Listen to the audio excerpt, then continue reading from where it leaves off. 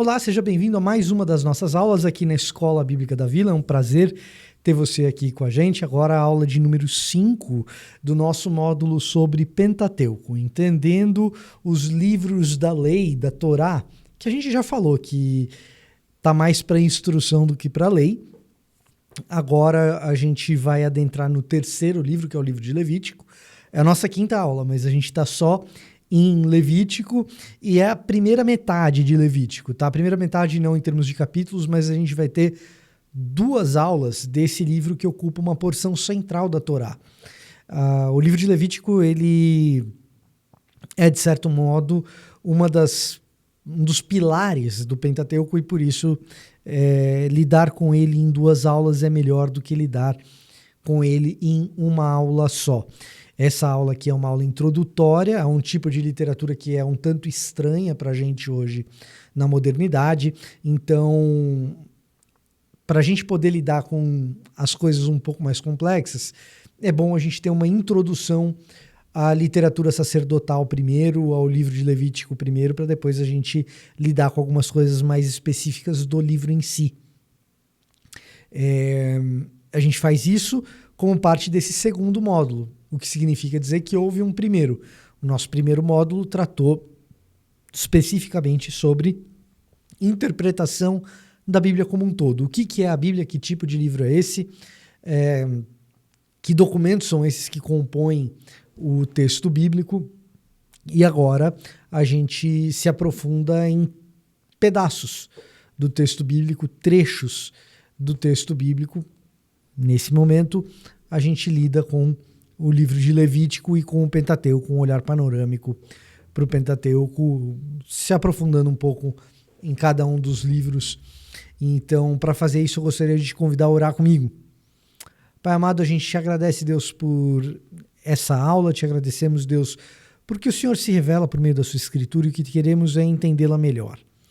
Então, nos ajuda nessa compreensão, é o que a gente te pede e agradece, em nome de Jesus, Pai. Amém. Muito bem, nós começamos aqui recapitulando uma das coisas que você já deve estar cansado de ouvir, mas é um cansaço bom, porque aí a gente vai, quem sabe, decorando, memorizando isso.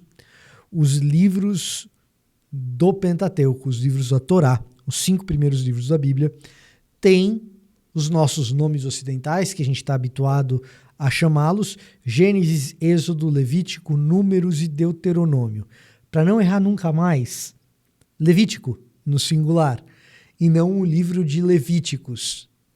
O livro de Levítico é um livro que tem uma série de orientações sacerdotais, como a tribo de Israel, que tem as atribuições sacerdotais, é a tribo de Levi. O livro é o livro, em alguma medida, que se relaciona com a atividade dos levitas, e por isso o livro Levítico, no singular. Agora, o nome hebraico do livro de Levítico, ele nos ajuda a entender melhor o conteúdo do livro. Então, os 5 primeiros livros da Bíblia têm 5 nomes hebraicos, cada um para cada livro. Bereshit, Gênesis, no princípio. Êxodo, a saída do Êxodo, Shemot, esses são os nomes. Shemot, Êxodo, os nomes. Levítico, Vaikra. Vaikra, Levítico, e ele chamou. Bamidbar, Números, no deserto. Números, Bamidbar, no deserto. Devarim, Deuteronômio. Essas são as palavras, ou as palavras. Bereshit, Shemot, Vaikra, Bamidbar e Devarim. Aí a gente decora esses 5. Cada um desses nomes, com os outros livros da Bíblia isso não vai acontecer, mas com os livros da Torá acontece. Cada um desses nomes nos revela algo de interessante sobre o conteúdo do livro que a gente vai tratar. E no caso de Vaikra, ele chamou, eu preciso construir o caso importante de que o Antigo Testamento não é um conjunto de documentos legalistas. Vou repetir. O Antigo Testamento não é um conjunto de documentos legalistas. E ele não foi interpretado dessa maneira na maior parte do tempo pela comunidade do Israel antigo. O antigo Israel não interpretava o Antigo Testamento na maior parte do tempo como um conjunto de documentos legalistas. E isso é bastante explícito quando no livro que contém leis e leis rituais na maior parte do tempo, precisamente no livro das leis, Deus manifesta a sua graça. Sim, existe graça no Antigo Testamento, tá? Ah, Vitor, mas eu aprendi que o Antigo Testamento era a era da lei e o Novo Testamento é a era da graça. A Bíblia nunca usa esses termos para definir a si própria. O que acontece é que a lei no Antigo Testamento é uma manifestação da graça de Deus. E no Novo Testamento, a manifestação máxima da graça de Deus ocorre em Cristo, cumprindo precisamente essa lei graciosa. Agora, o nome do livro de Levítico, Vaikra, ele chamou, dá para nós precisamente a dica de que estamos falando de um conteúdo gracioso aqui. De leis que são graciosas. Ora, por quê? Porque ele chamou. Eu não fiz nada de especial para que ele me chamasse. O antigo Israel não fez nada de especial para que Deus o chamasse. A família de Abraão, a descendência de Abraão, não fez nada de extraordinário para que merecesse o chamado de Deus. Mas Deus chama um povo impuro para que ele mesmo, Deus, sendo puro, habitasse no meio dele. Ora, um Deus puro habitar no meio de um povo impuro é um ato de favor imerecido e, portanto, um ato de graça. Tá? O que é graça? Graça é um favor imerecido. Graça é algo que Deus faz sem que a gente mereça. Graça é um presente. E esse é o presente de Levítico, de um Deus puro habitando no meio de um povo impuro. Então, a primeiríssima coisa que a gente precisa tirar do caminho é a percepção equivocada de que o livro de Levítico descarta um Deus gracioso, ou que o Antigo Testamento descarta um Deus gracioso. Ah, o Deus do Antigo Testamento é diferente do Deus do Novo Testamento, porque o Deus do Novo Testamento é um Deus amoroso, já o Deus do Antigo Testamento é um Deus da lei, punitivo. Não. Até mesmo quando Deus entrega leis e leis rituais, o princípio que norteia a entrega dessas leis é um princípio de graça, de um Deus puro, de um Deus santo, que sem que o povo fizesse qualquer coisa para merecer, sem que o povo fizesse qualquer coisa para que fosse digno, esse Deus puro, ele escolhe habitar no meio desse povo impuro. Agora, isso gera um problema. Que problema é esse? Qual é o desafio que isso acaba gerando? Bom, o desafio que isso acaba gerando é como é possível que um Deus que é totalmente puro, totalmente santo, separado, como o próprio livro de Levítico gosta de afirmar, santo, santo, santíssimo, essa tríplice é um superlativo. O hebraico não tem um sufixo íssimo ou érrimo para se referir a um superlativo. Então ele repete palavras para fazer um superlativo. Então, em vez de santíssimo, ele vai falar santo, santo, santo.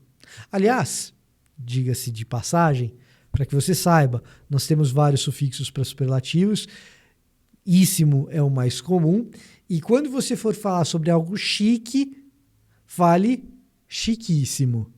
Chiquíssimo é o correto na norma culta, embora de tanto usar chiquérrimo, em algum momento isso vai ser incluído no jeito oficial de se falar a língua portuguesa. Mas, por enquanto ainda, se você for fazer uma prova de redação, utilize chiquíssimo e não chiquérrimo, tá? Mas, claro que érrimo também pode ser utilizado aí em vários superlativos, e santérrimo seria muito feio, então santíssimo. Mas santo, santo, santo, como é possível um Deus totalmente puro, totalmente santo, totalmente distinto da humanidade, habitar no meio de um povo, e de um povo que se contamina com impureza? O livro de Levítico é o chamado de Deus para esse milagre gracioso da sua habitação no meio desse povo.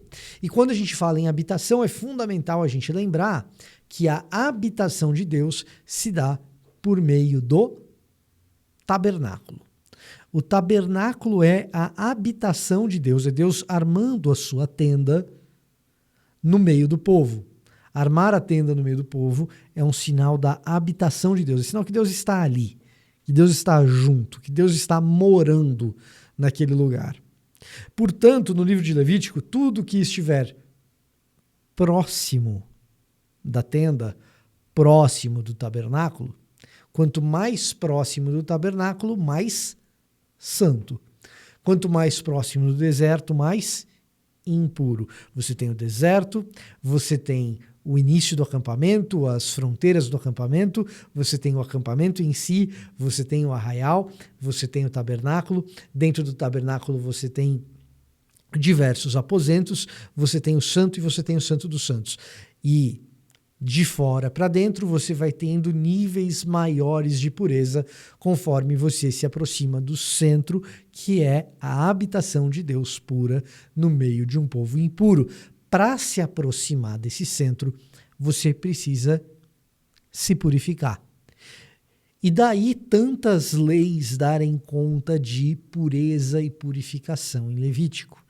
Porque o livro de Levítico traz consigo essa nota de que Deus é puro. Para eu me aproximar dele, eu, que sou impuro, preciso me purificar.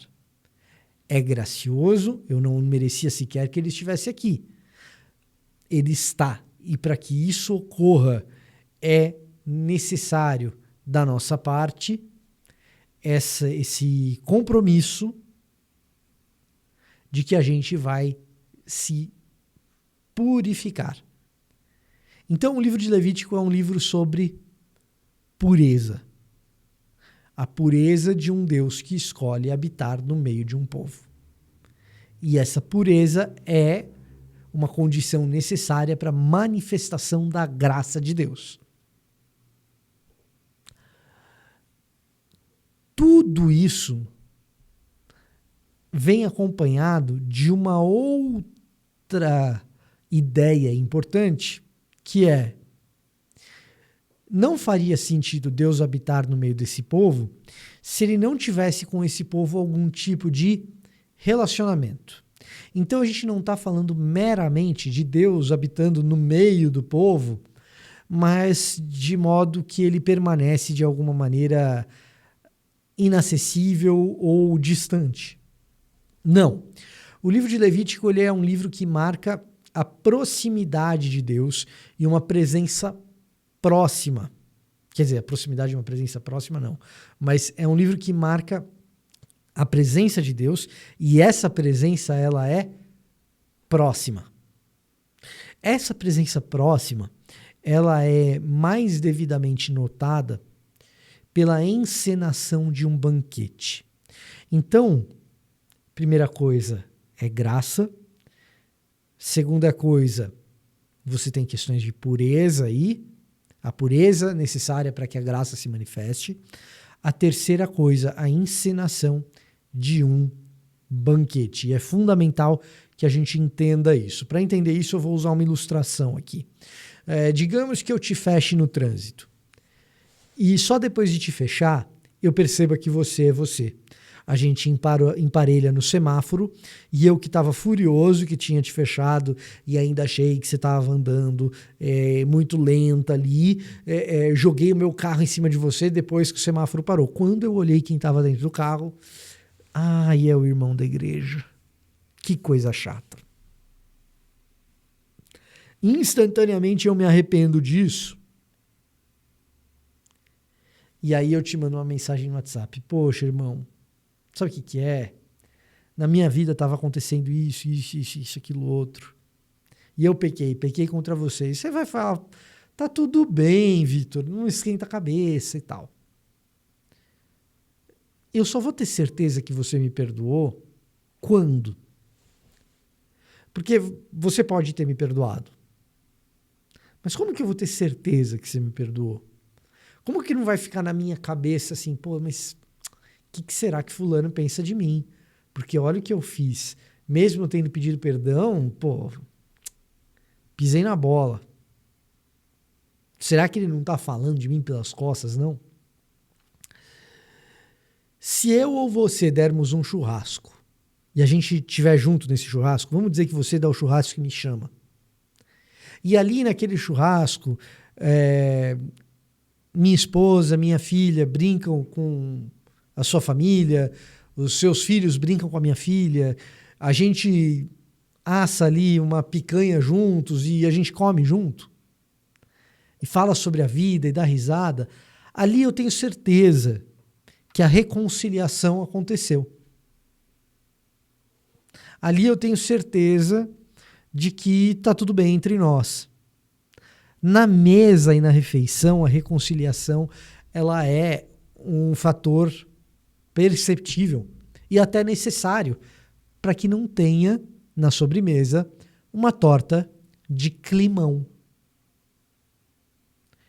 Por isso, em Levítico, a gente vai ter a encenação de um banquete. Porque um Deus puro habitando num povo impuro, ele fornece condições para que o povo tenha convicção, certeza de que está tudo bem. Vem cá, a gente vai comer um churrasco junto, tá tudo certo. E daí uma parte significativa dos sacrifícios serem também refeições. Nessas refeições, o sacerdote representa todo o povo se reconciliando com Deus.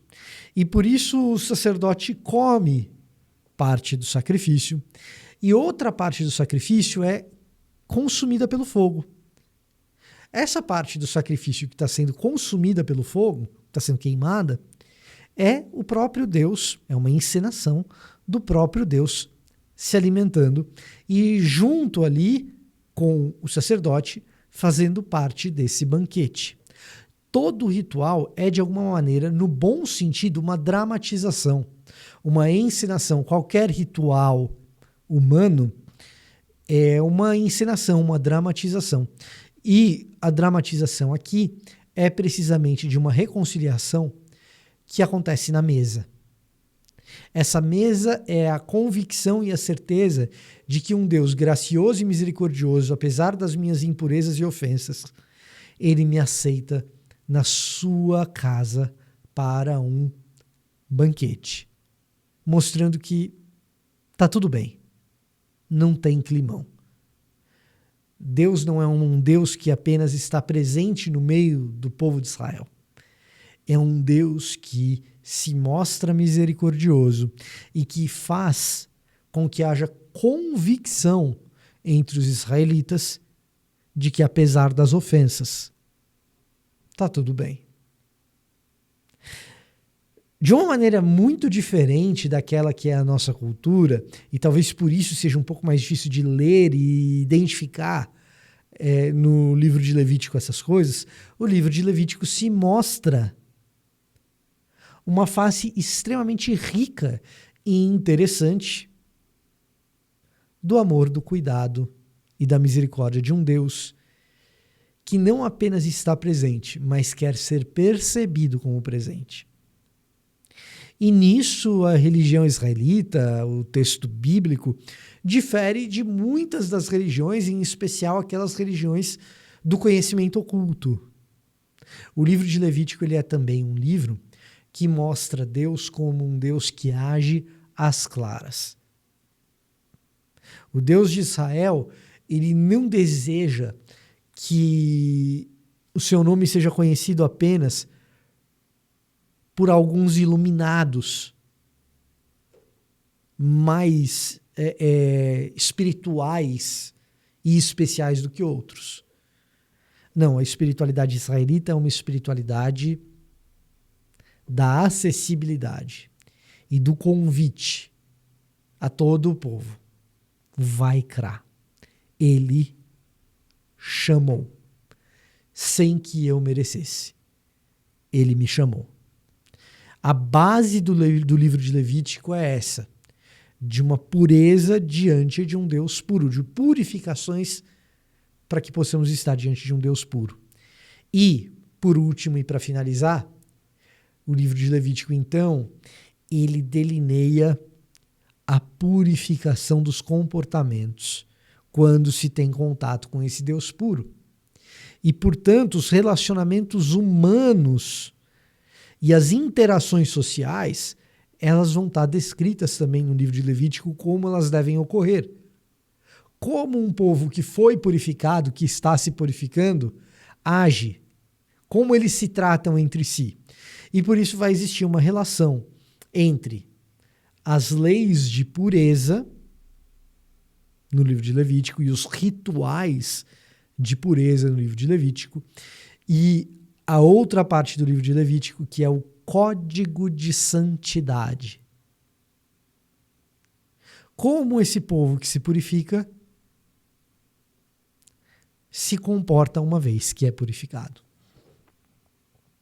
Então, a base do livro de Levítico é um convite gracioso de um Deus que se faz presente, que se faz notado, que nos convida para um banquete de reconciliação. E esse banquete de reconciliação tem implicações na vida pessoal de quem participa desse banquete e nas interações sociais de um povo que desfruta do contato com esse Deus que está no meio do povo. De um Deus puro que graciosamente se manifesta no meio de um povo impuro. A base é essa. Em cima dessa base, a gente fala especificamente de algumas das leis, mas isso somente na semana que vem, sábado, 11 horas da manhã, como sempre é o hábito agora das aulas da Escola Bíblica da Vila. Sempre digitalmente aqui no YouTube, e sendo aulas aqui no YouTube, eu sempre peço para vocês para conferirem se vocês estão inscritos no nosso canal, se você está com as notificações ativadas, porque isso faz com que você receba as nossas próximas aulas, e não apenas as próximas aulas, também os nossos cultos e a cozinha da mensagem aqui da Vila, que é a maneira como a gente prepara os sermões, as pregações que você vê no domingo. Então, as conversas sobre a pregação de domingo que acontecem entre os pastores, a gente filma aqui nesse mesmo espaço, a gente grava aqui nesse mesmo espaço e está aqui no canal da Comunidade da Vila. São vários mecanismos, várias vias de aprendizado para que você aumente aí o seu repertório bíblico, teológico, para que você participe de maneira mais rica na vida da igreja. Então, verifica se você está inscrito, verifica se as notificações estão ativadas, se as ativações estão notificadas, é ótimo, né? Se as notificações estão ativadas e, quem sabe, compartilhe esse vídeo com alguém para que conheça melhor o livro de Levítico. Esse era o meu recado para hoje. Eu vou ficando por aqui. Até a nossa próxima aula.